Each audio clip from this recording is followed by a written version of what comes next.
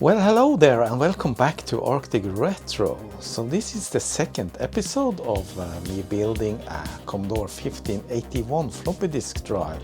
And I just got some more parts, so I think I got everything now and I am ready to continue with the build.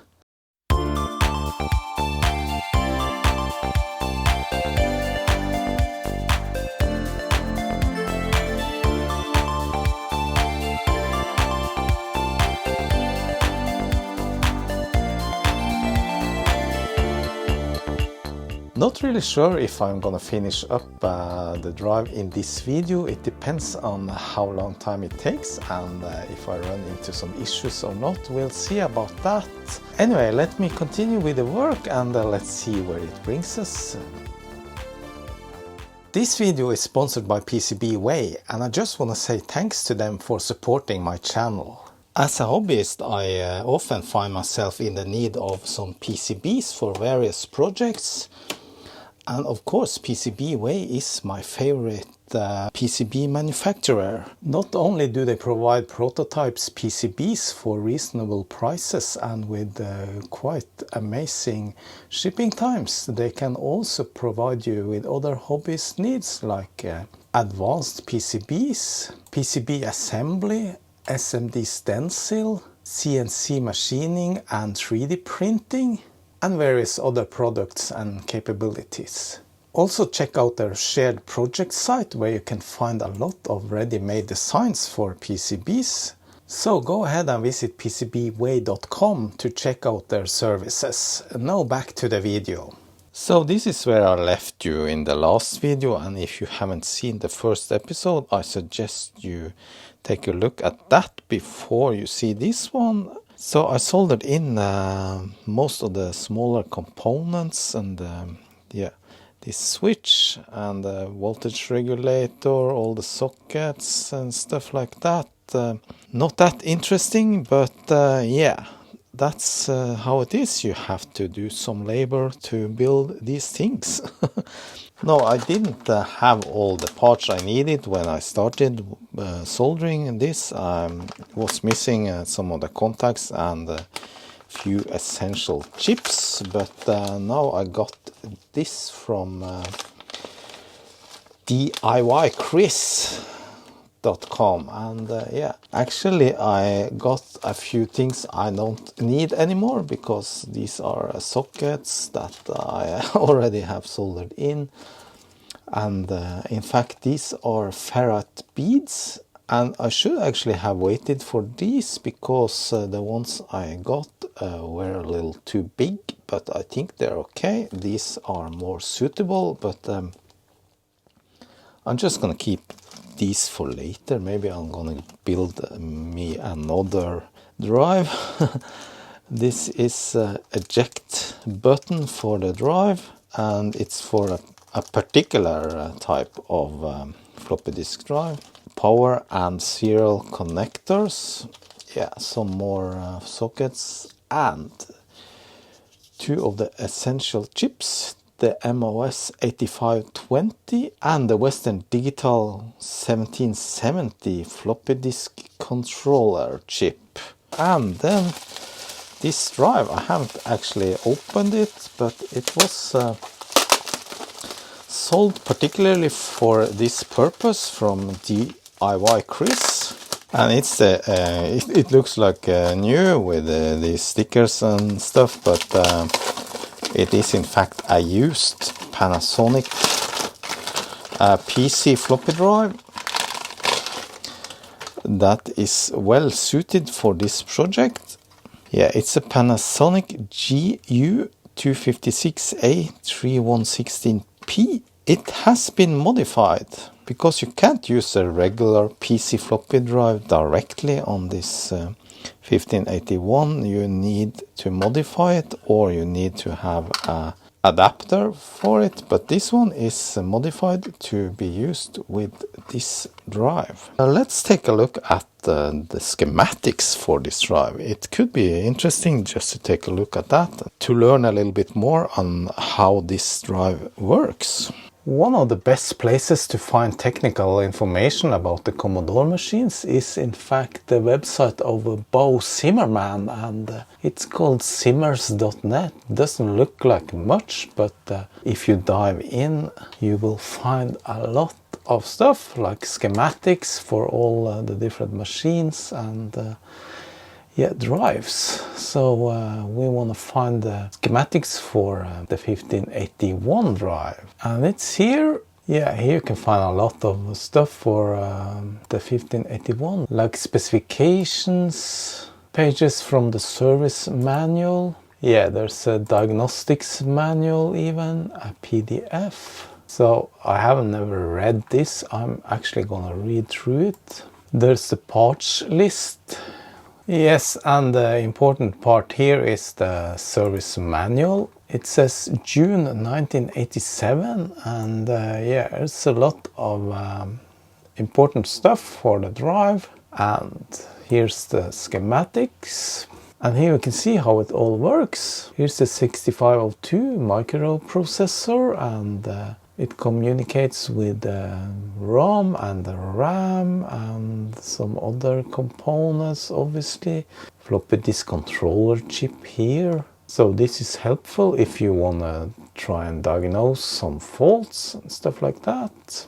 The 8520 chip has a lot of logic chips attached to it, and that's what goes to the serial bus.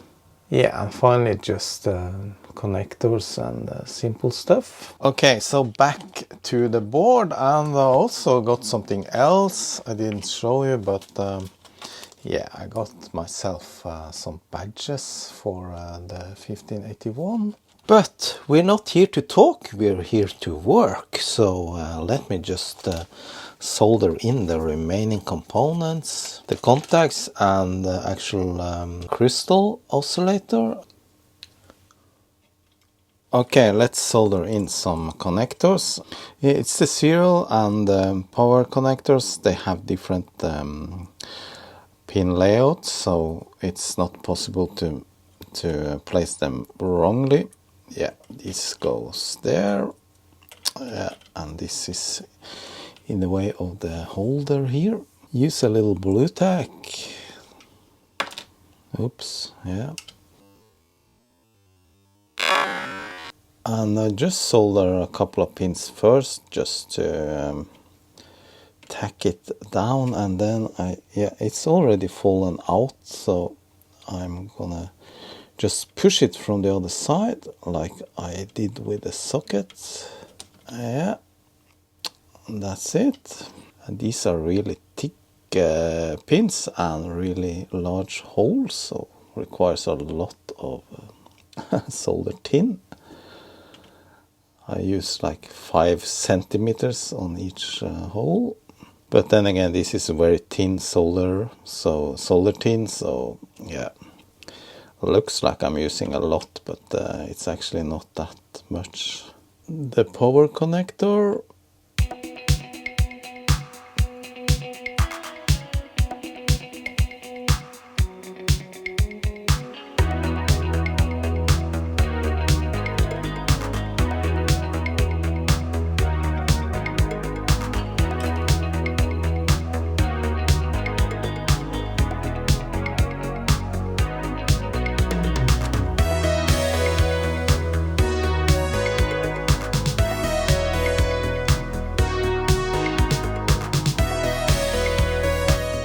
Yeah, that was the contacts, but I see I forgot to solder some of the switches solder joints here.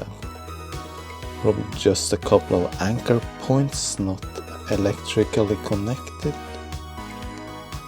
Now the oscillator, how the hell do you know which direction it goes into? I mean, it has a little dot there, but yeah, there's nothing here that indicates what that dot is supposed to go, and yeah, there's plus and ground and out. I'm really not sure. I think I need to take a look at some pictures, see if I can figure it out.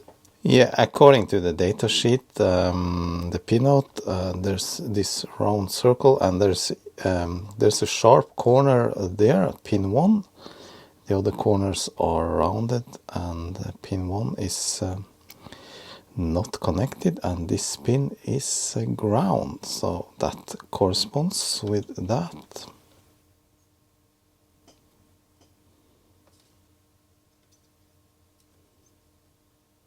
So these pins are a little long, so they need to be cut. You know, cutting stiff pins like this is kind of dangerous. You should always keep something in front of that when you cut, because suddenly it can just spring right into your eye. Okay, we're done with the soldering. I think everything is soldered in. There's room for a couple of more components, like there's place for one switch there and a couple of pin headers here. I think those are maybe for if you want to have 2 drives into one case. I think we're good to go. I'm gonna clean it up a little bit more. Since I soldered in more stuff, I need to remove all that flux again. Alright, so it's time to populate the chips, but before that I need a case for the 1581. And how do I get a case for it? Well, it's not possible to buy the original case, so you need to find a replica case, and there is models for that if you have a 3D printer. I just downloaded the 3D models for a case for this, and I'm gonna print it now. But you can also order 3D printed parts from the various places that can print for you. I haven't really tested such businesses before. I print things myself, but yeah, I just ordered all the necessary parts for this project from PCBWay just to test out their 3D printing services. Unfortunately, I haven't gotten those parts yet. It takes a few days for them to print it and ship it, but yeah, I got those for free from PCBWay since they are my sponsor. So I'm really looking forward to checking that out, see if the quality is any better than what I can print myself.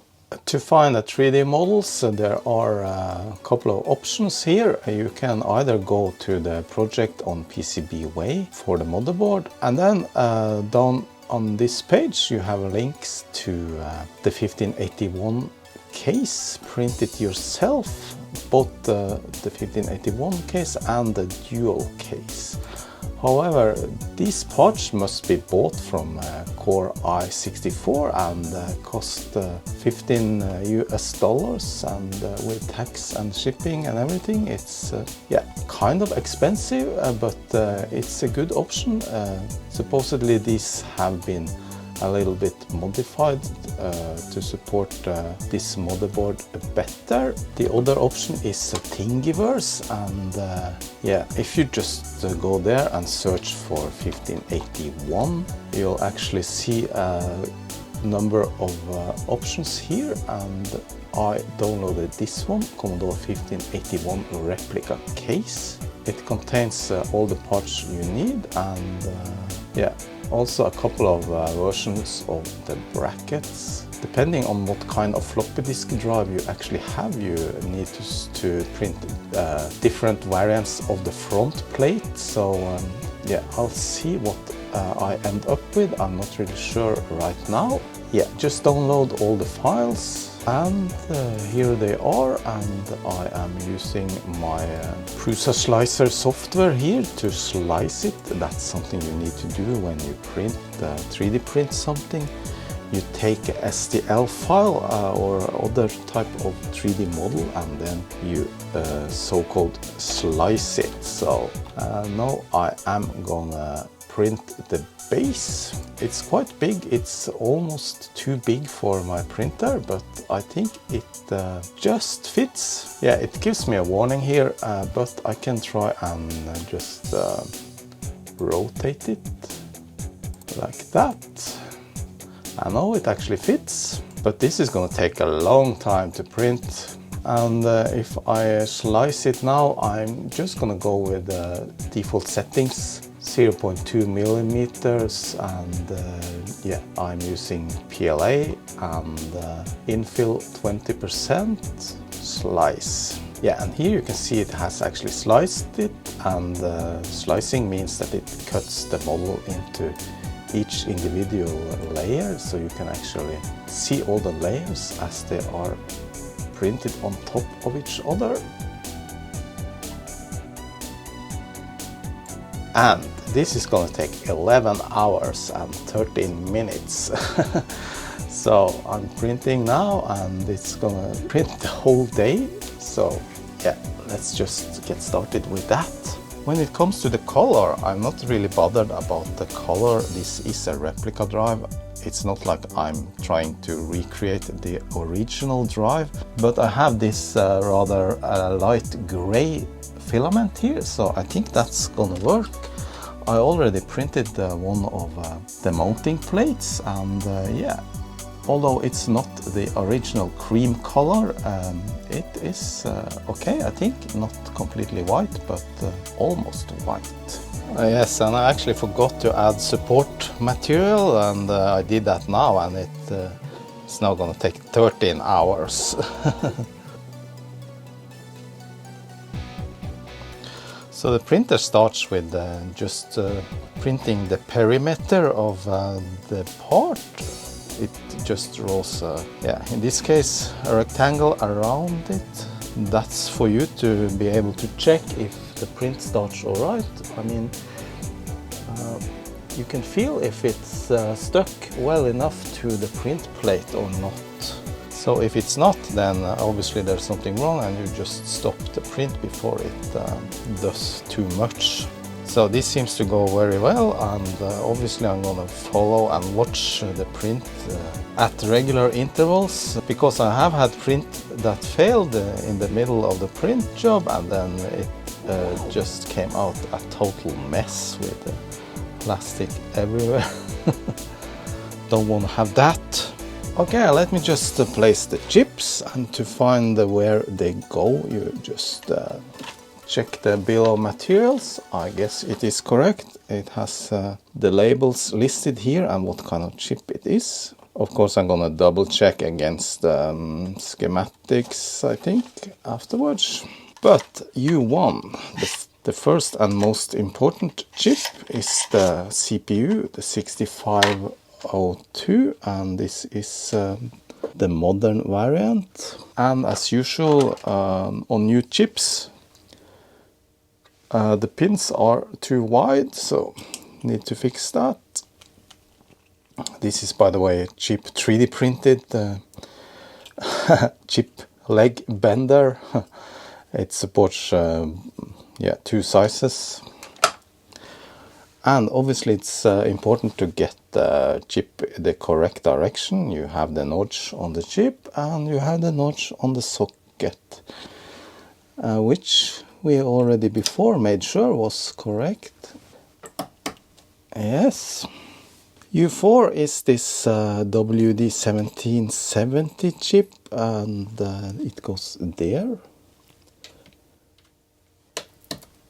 So this is an I/O chip. The Commodore 64 uses a 6526. I think this is almost the same chip.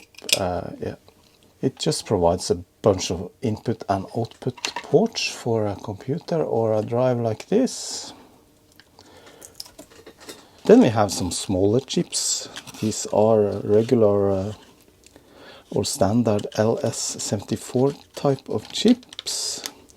Yeah, this is a SN74LS14N, and yeah, I got a bunch of this instead of just one because they are very cheap, and yeah, good to have a few in stock. Ideally, I should test these chips before I put them in, but since these are new chips from DigiKey, I assume they are okay. If not, then we'll figure that out later. And this one is U9. Where's U9? There's U9. Alright, I'll populate the rest of the small chips and then I'll come back with the ROM. We actually need to produce the correct ROM for this drive, because that's not something you can buy ready-made. I mean, maybe DIY Chris sells it, ready burnt ROM, but I'm not really sure. I'm gonna burn it myself. Of course, handling chips, you should wear an anti-static wristband like this. I forgot that, but now it's there. I actually have never experienced damaging some chips by static electricity, but it could happen. I have had static electricity discharges from my fingers up here on other stuff like tools and computers, but luckily not when I have been handling parts like this. Now U3 here is the SRAM. This drive needs some RAM to operate, and there you can actually use a couple of variants. I got the SRAM chip here, and depending on the type you need to set a jumper. This is the AS6C C62256 RAM chip, and for that you need to have JP2 closed, and JP2 is here. It's a solder jumper, so you need to solder it to bridge it. Yeah, and it can also take another variant, the D4364C chip, RAM chip, and in that case you just leave it open, but that's not what I have here, so I'm gonna close it.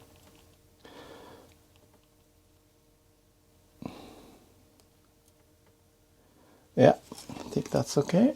Finally, we have the EEPROM, and this is just a regular EEPROM, 27C256. No, it's a 27C512. That means it's 64 kilobytes.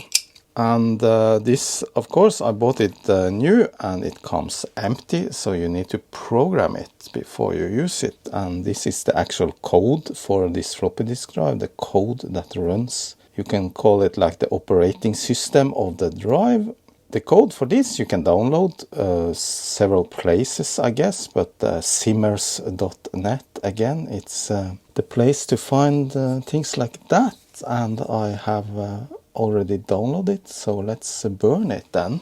So this is just a simple EEPROM burner that I bought on AliExpress. It has been very good. It cost me like 50 euros. And yeah, it's a clone of the more famous one, the TL866-2 Plus China clone. So this chip is an Atmel, and find it here. It's Atmel 27C512 DIP28. So that's the correct one, and when you select the correct chip, the voltages and stuff you need to program it is set correctly. Otherwise you could just set it yourself if you know the parameters. And then just load the software, which is a binary file, and there it is. It's a 1581 ROM, it's a 318045 chip, and when you download it, it's just a 32 kilobyte file.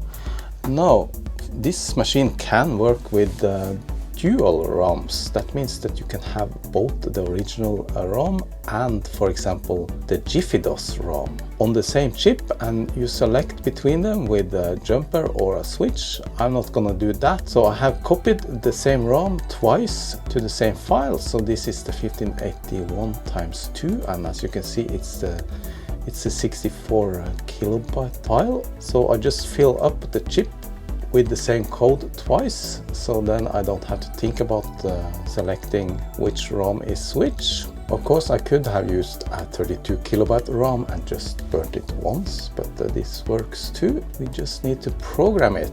Programming flash.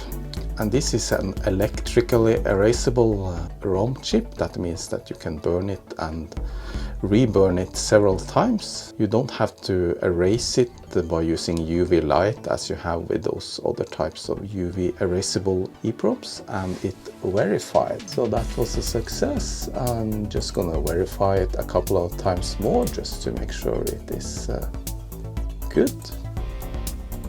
I think that's enough. Yes, and that concludes our build on the actual motherboard here, I think, if I remembered everything. And yeah, now it's time to just double check everything and yeah, see that everything is correct, set up with the orientation and everything. Just put a little label on that ROM so that I know what it is.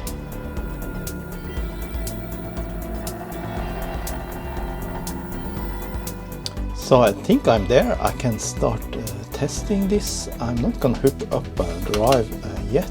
I'm just gonna connect it to power and see if it actually powers up and that we get the necessary voltages on the chips and everything.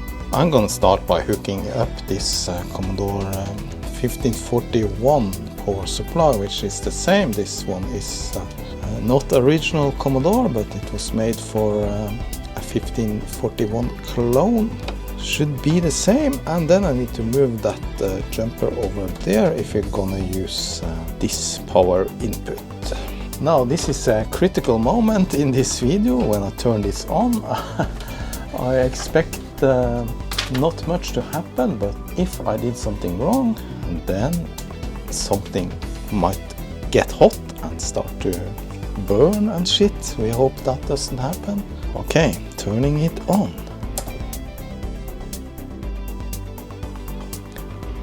And nothing dramatically happened. Well, I'm not really sure if this is on. I actually need to measure, see if we have some voltage here.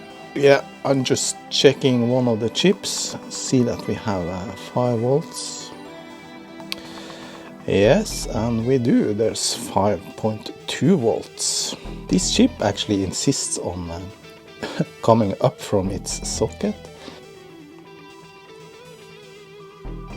Yes, I can feel some of the chips are heating up a little bit, but they're not warm at all. This floppy disk controller is being a little bit hot, but just lukewarm. And then on this pin we're supposed to have 12 volts, which we do. So that 12 volt is for the floppy drive, but there are floppy drives that don't need 12 volts, and if you don't need 12 volts then you don't need to connect that pin to the drive. Okay, so voltages are there, nothing is warm, and I think this board is working. So let me hook up a drive then and see if it is actually working. Obviously it's very important to make sure that you have the correct voltages into the floppy drive. If you reverse it and you push 12 volts onto the 5 volts input, then you will damage the drive. If I take a look at the backside here, you can see it says 5 volts where the yellow wire goes.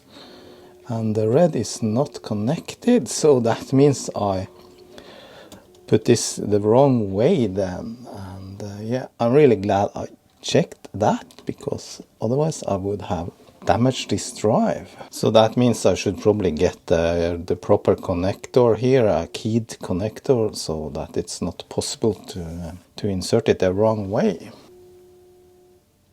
The yellow is 5. Alright, so the drive is hooked up, and now if I turn on the drive, yeah, it should initialize and turn on the LED, and we have nothing. Obviously it's not enough with just the power to the drive, you also need the signal cable. Okay, let's see now. The power LED is on, so I guess we just have to hook this up to a machine and see if it actually works or not. For that we need a serial cable, and I actually bought a couple of serial cables brand new from the Retro Computer Shack.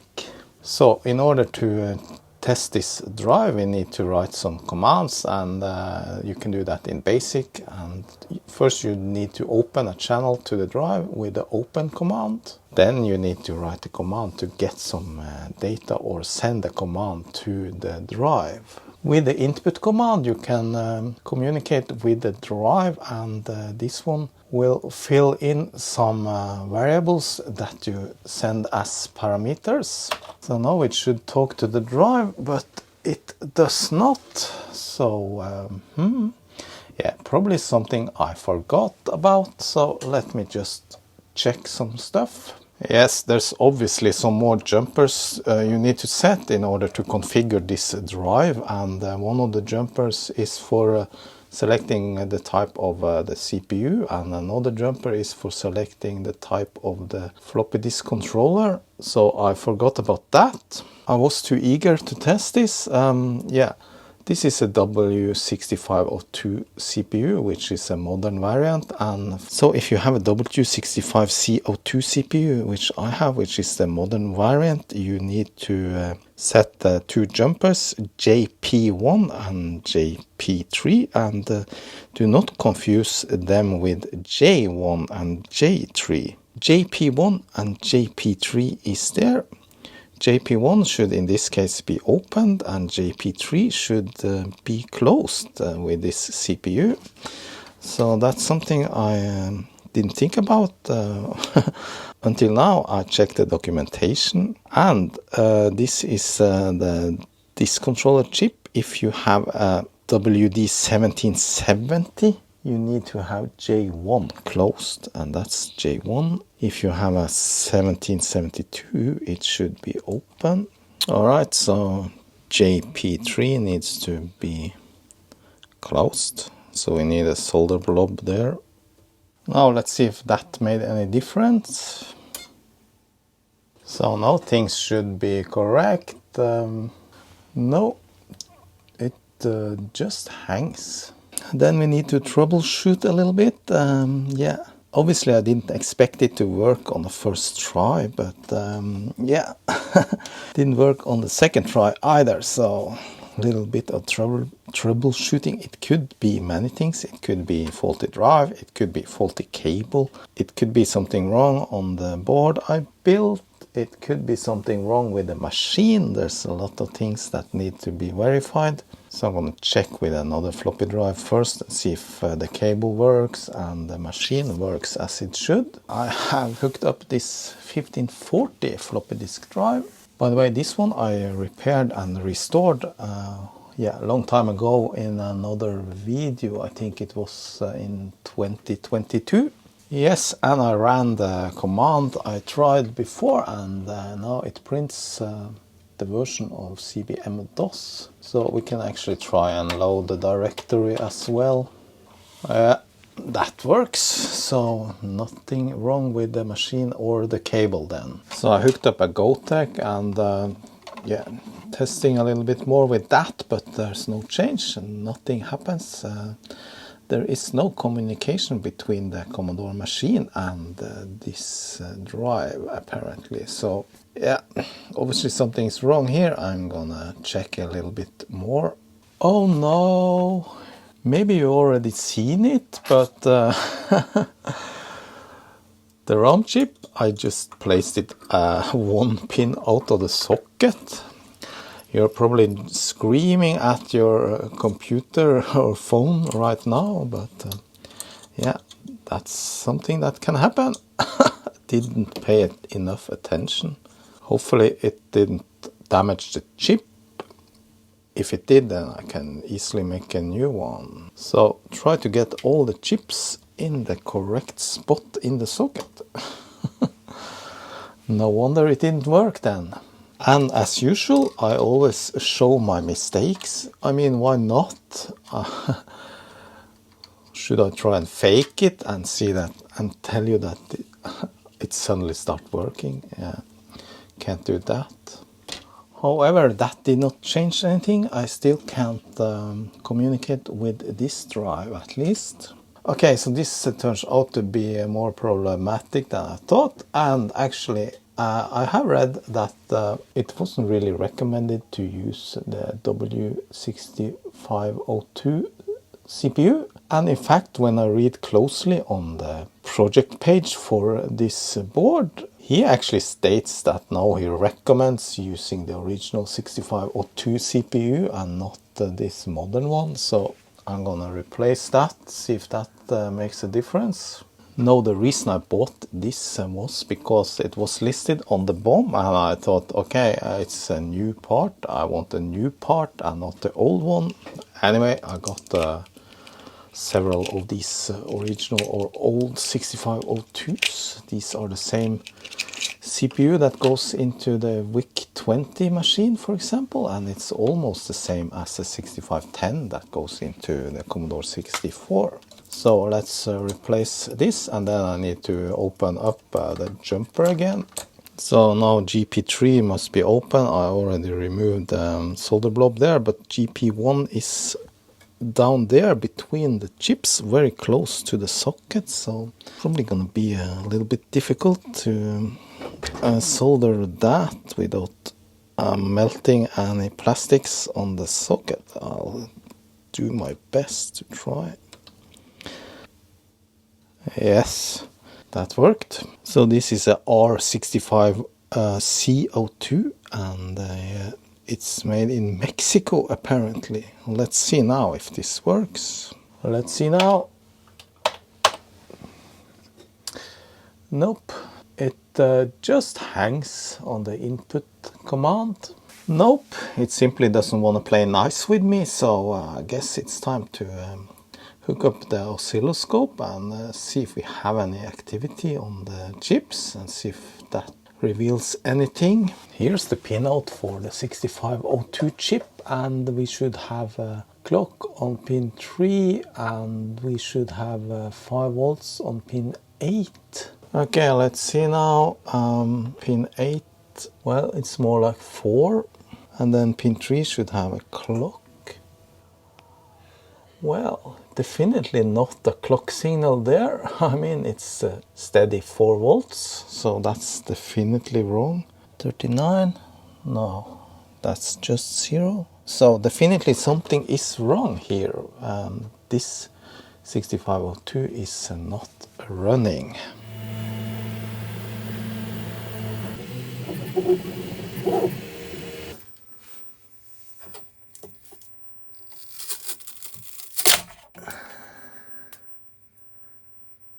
Next part is printing.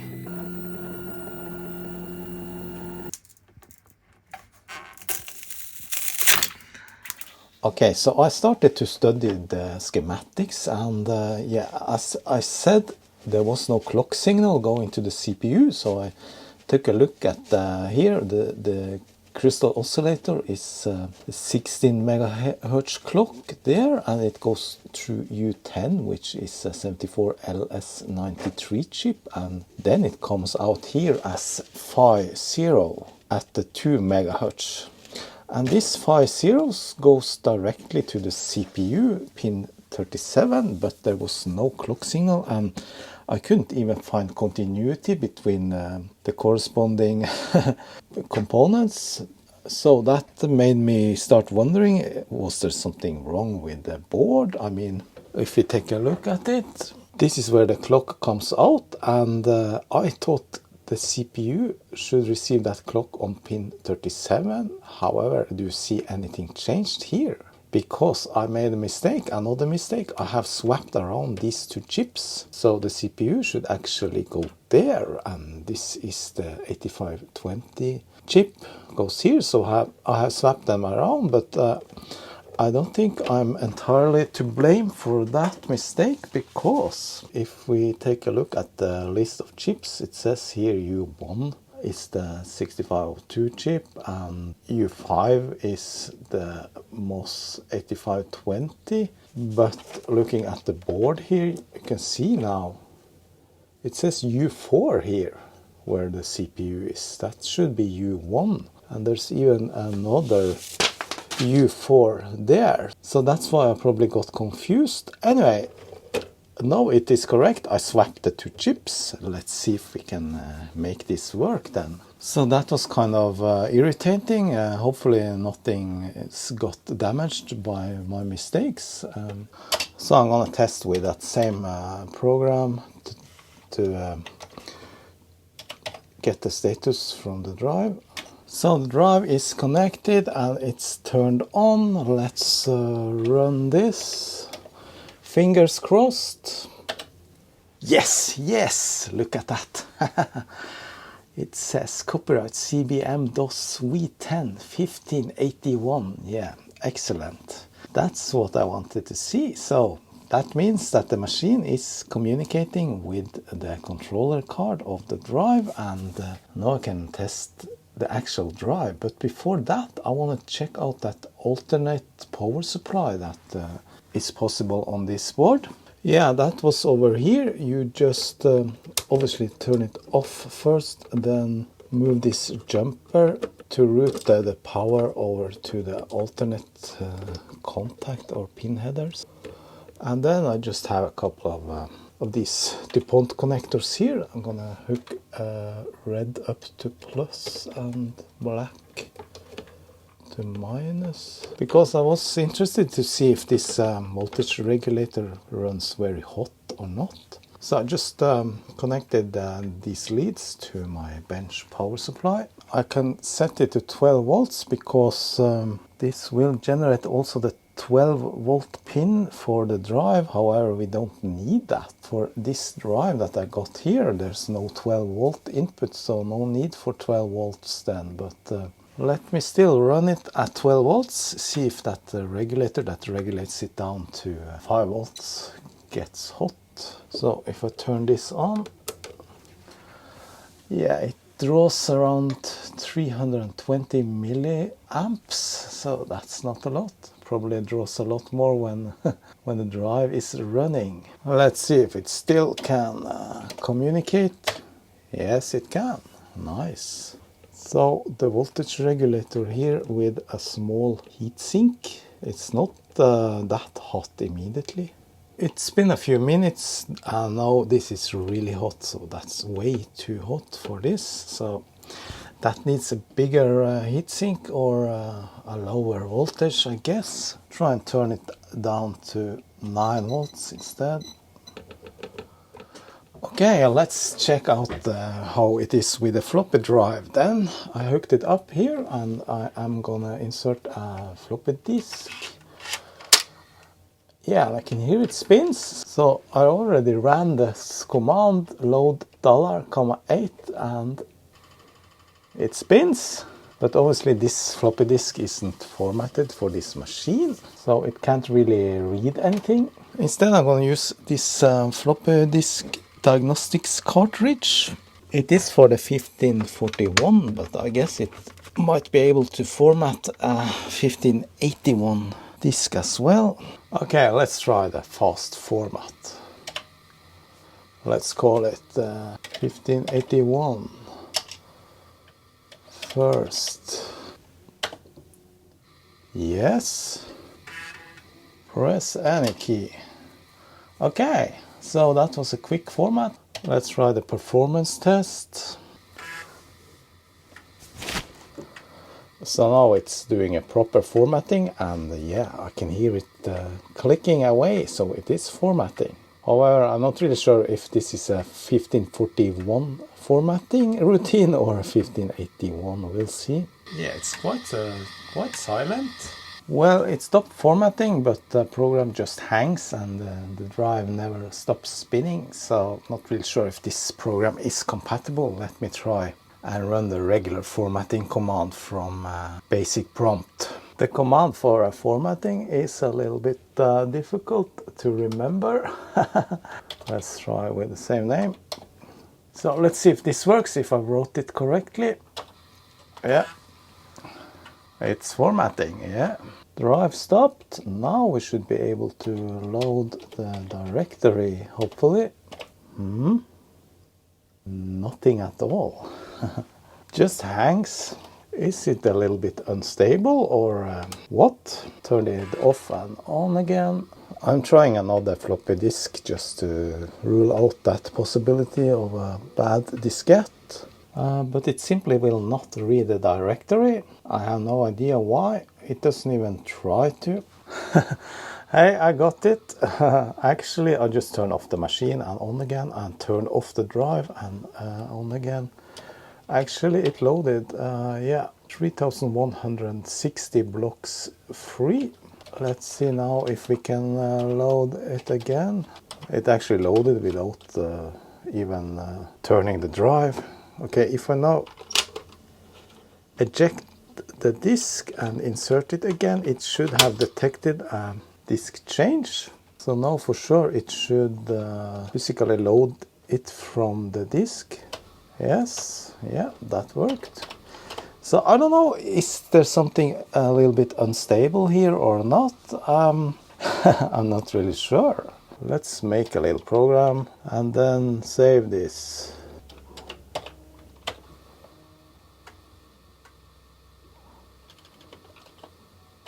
Yeah, it actually saved it. I mean, it could be some instability with the machine also. I'm going to test this with Commodore 128 and see if it performs any better. Printing the front lid. Okay, so I actually found an issue with this board. I mean, it wasn't me. I have a friend that is building this at the same time as me. He's Jan Helge from Trondheim, and he noticed an issue because he's been troubleshooting his board because he couldn't get it to work yet, and he noticed that this filter cap C5 here, which is supposed to filter out noise between ground and 5 volts on this 8520 chip, it's not connected to 5 volts. It should be connected to this pin here. So that's a rather, firstly it's kind of a long way from there to there, I think, but ground is connected, not 5 volts, which should go there. So that means this chip is potentially susceptible to noise. The 5 volts should be there, and it's not connected. And according to the schematics, yeah, as you can see, it should be connected to 5 volts and ground. So I really don't know how big of a deal this is. I'm gonna try and bodge that anyway, because there's no use in having a capacitor sitting here connected to nothing. Maybe it's connected to something else by mistake. I'll try to trace it a little bit. Anyway, the 3D parts are now completed, and yeah, they look very nice. I'm really happy about the color and the quality of that roll of PLA. Everything went smooth. It took like 24 hours totally to print this, but yeah, there's a lot of extra support material that needs to be removed, so I need to do that. You see inside the vent holes as well, there's a lot of plastic that has to be moved. This one too. I actually don't like removing support material because it's time consuming, and yeah, you can risk breaking your part as well if you're not careful.